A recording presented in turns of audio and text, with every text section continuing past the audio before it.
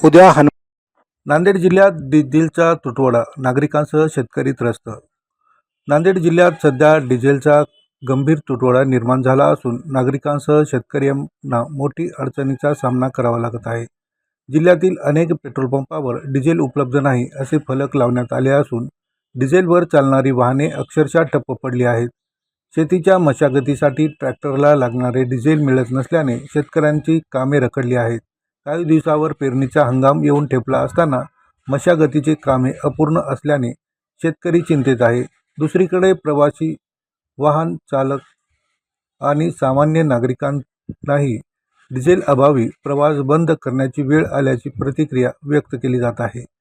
जिल्ह्यातील हा डिझेल तुटवडा नेमका कधी दूर होणार याकडे सर्वांचे लक्ष लागले।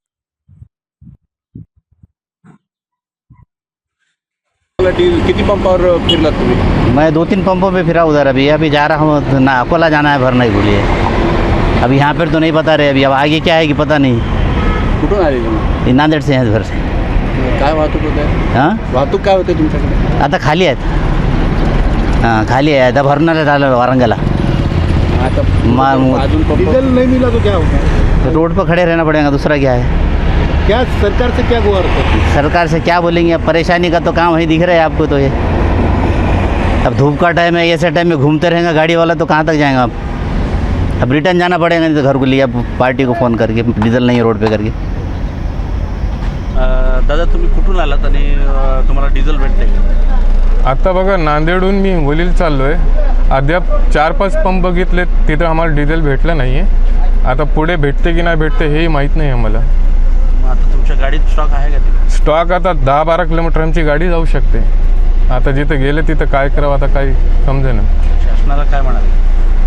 शासनानं माझ्या हिशोबानं काहीतरी आता लोकांना माहिती करावं, जाहिरात द्यावं, डिझेल पेट्रोल नाही आहे, घराच्या बाहेर निघू नये, तसंच शासन सांगायले। मात्र अतिआवश्यक काम आहे, आमचं काम याच्यावरच भागते। आता 4-4 माणसं आहेत लेबर, बसही वेळेवर भेटत नाही आम्हाला, त्यामुळे आम्ही गाडीचा वापर करू लागलो। ते आता वापर बंद होते काय की असं वाटायले, आमच्या कामावरही परिणाम पडू शकतात। नाव काय, कुठून आलात आणि काय प्रॉब्लेम आहे? अनिकेत कोत्तावर नाव आहे माझं, नांदेडून आलो आहे। मला पुसदला जायचं आहे माझ्या बीबीला आणायला, तर डिझेल कुठेच भेटत नाही। आता यांना सांगितलं मी बाबा आता मला बाळाला आणायला जायचं आहे म्हणलं, तरी कुठेच डिझेल भेटत नाही आहे। 4-5 पंप फिरून आलो आहे पूर्ण मी।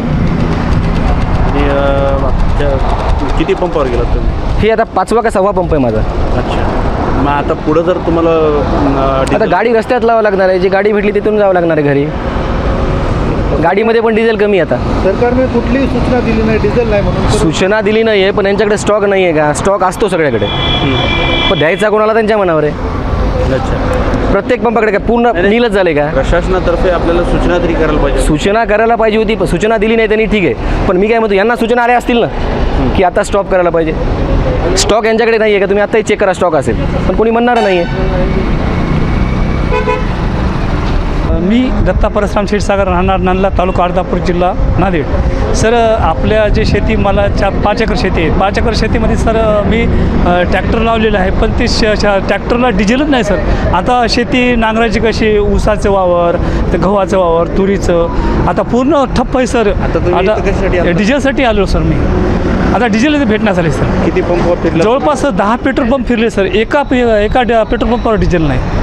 एवढीच माझी विनंती आहे की सरकारने की डिझेल ताबडतोब उपलब्ध करून द्यावं।